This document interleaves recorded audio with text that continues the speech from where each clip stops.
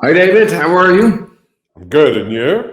Very good, very good. You know, they call this an unscripted session. So, I think this is made for us because scripted would be a much bigger issue, right? Right, exactly. Can you imagine? It's Oh been my, a long time since we've seen each other also, right?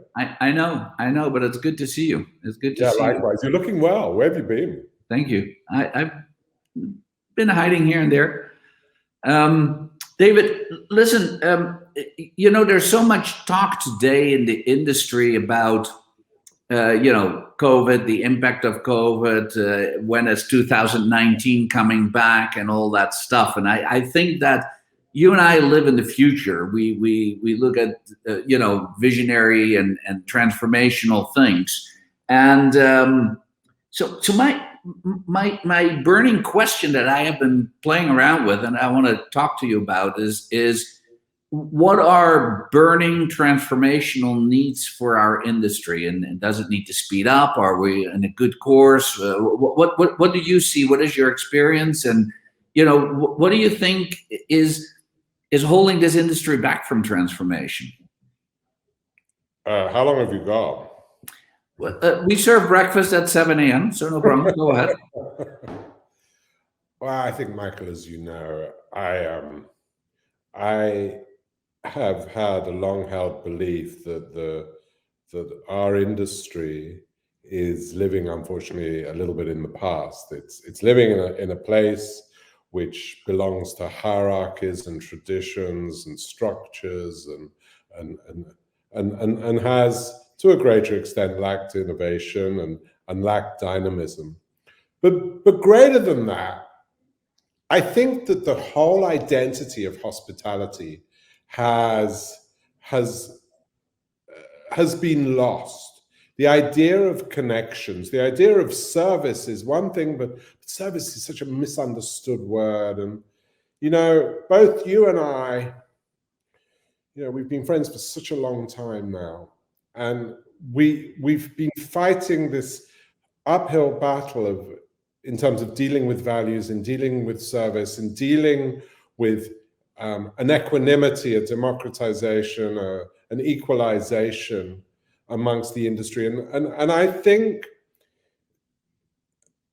and I hope you agree with me, that the time is now to introduce a new model.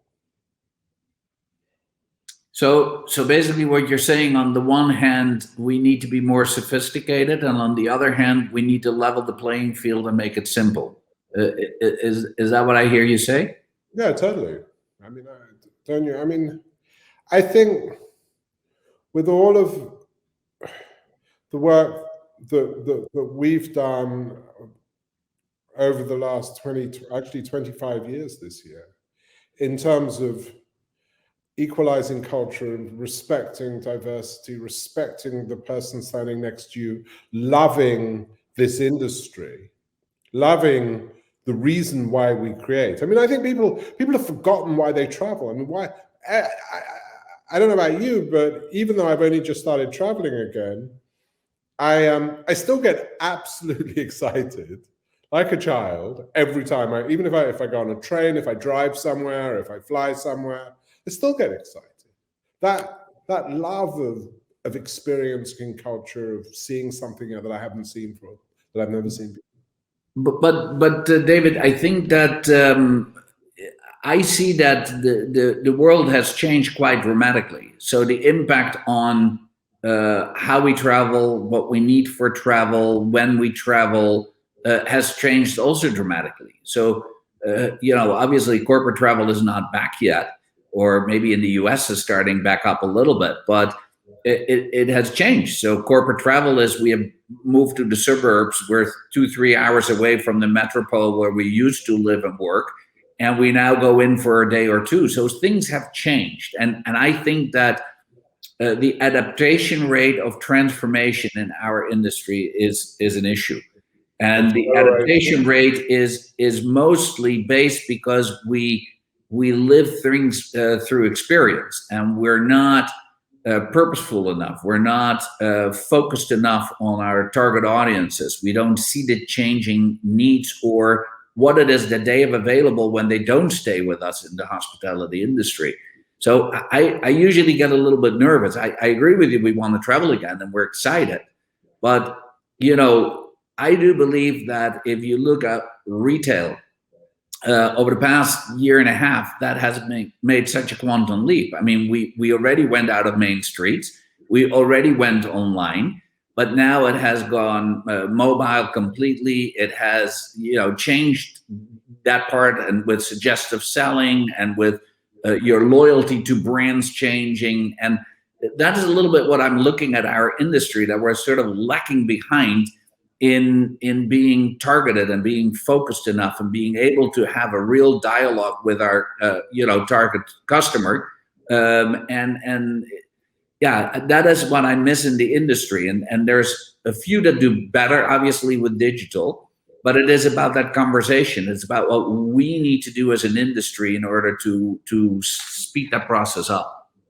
Right, I agree with you. I mean, I couldn't agree with you more. And I think this isolation that the hotel industry that you refer to, when you're talking about retail, it's even talking about real estate. I mean, the pandemic showed that the shop or the shopping mall, frankly, is which some great friends of mine in Sri Lanka, I think I've talked to you about them, which works for an organization called, one of them works for an organization called MAS, and they were involved with MIT in the States in a think tank, in a lab on the future of retail and 4D printing. And the entity was essentially a t-shirt manufacturer, a clothing manufacturer, a garment manufacturing, but were doing garments for Zara or for Victoria's Secret, for really gigantic entities. And they were predicting 2 or 3 years ago the death of the shopping mall. The retail will change in all of its to its very core. And one of the challenges I think that we have within the hotel and within the hospitality industry is that we haven't learned. We don't learn. We don't allow for real stimulating startups. It's rare for stimulating brands, for stimulating startups to gain traction. And we don't learn from, as you say, from retail or from the food industry or from many others where there is substantive change.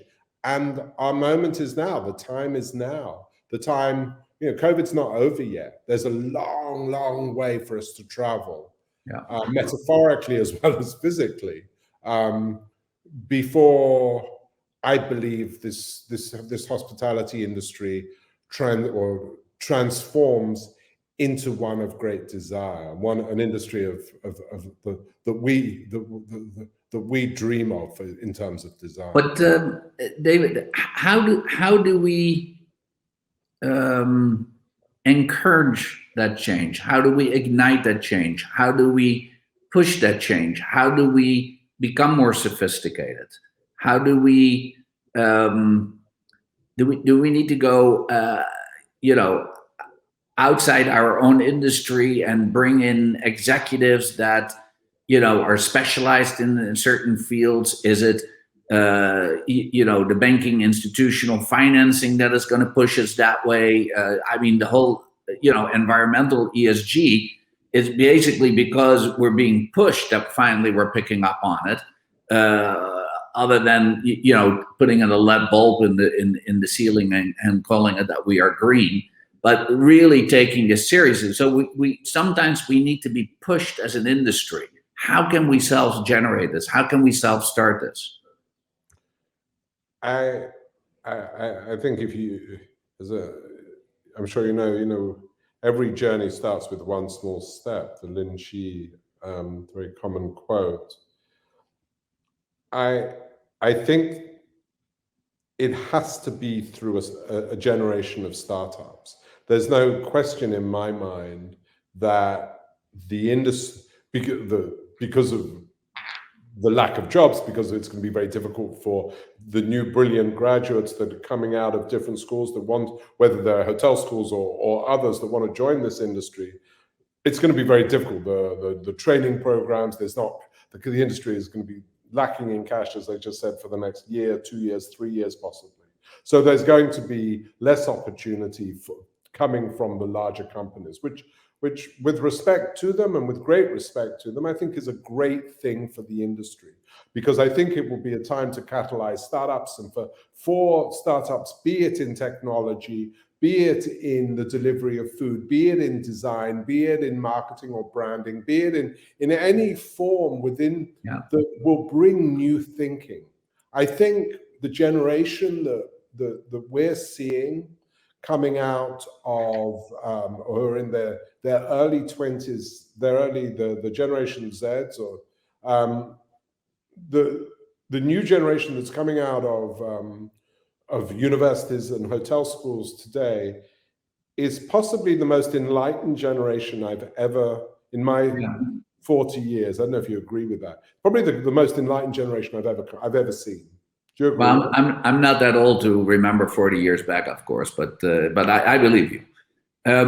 But David, in all seriousness, you mentioned the startups, and I think that you got a point there, is because usually startups see an opportunity that nobody else sees, and they catalyze that change. And startups, so let's analyze a little bit startup, because we see, in the technology area space, we see a lot of tech incubators and organizations that help startups.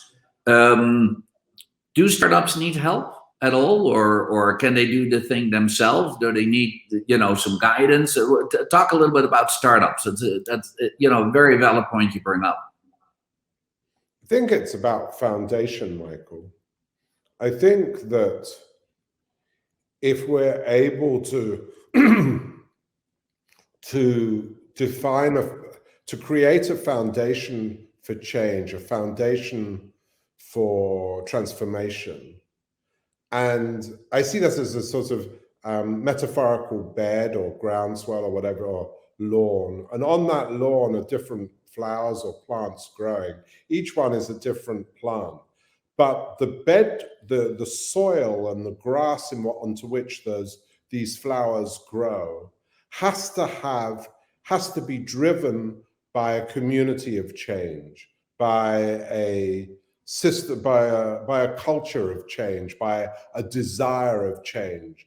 And I think we're blessed with the pandemic. With all respect to everyone who, God forbid, has suffered during the pandemic, but we are blessed at a moment where we're being forced into creating that bed, creating that grass where these plants will grow. And that grass has to be alive with change and dynamism and beauty and respect and dignity and an idea to democratize and to create micro businesses that collectively or in and of themselves will drive to a tipping point of change.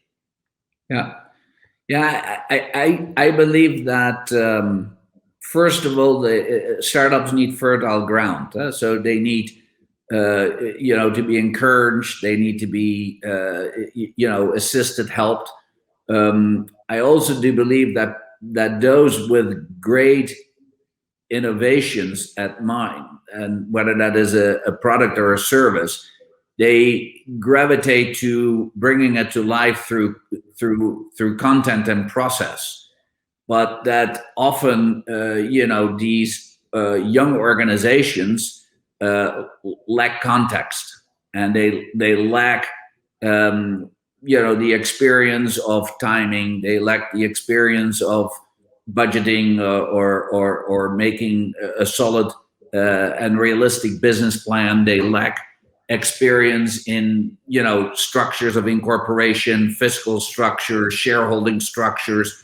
They need help, And I think that historically I've seen that help come from either early rounds of investment, whether that's an angel or an early A round or whatever, or from organizations that sort of take a position and help them at an early stage, but they, in my opinion, could be more independent, because sometimes from an investment point of view they get too close and maybe influence that, or don't allow the innovators, the real transformators to benefit from it in the end. And obviously they run risk with investing, so I appreciate that, and they should have an upside. But I believe that besides the content and the process, the context need to be provided, and that context needs to just be a third leg and nothing more, nothing less, and assist and participate. And you and I have spoken about it many, many times that you and I should be active in helping people in those processes. So I think that we see alike, but I think that it should be said that transformation indeed starts through startups being encouraged, helped, and sort of paved the way for in our industry.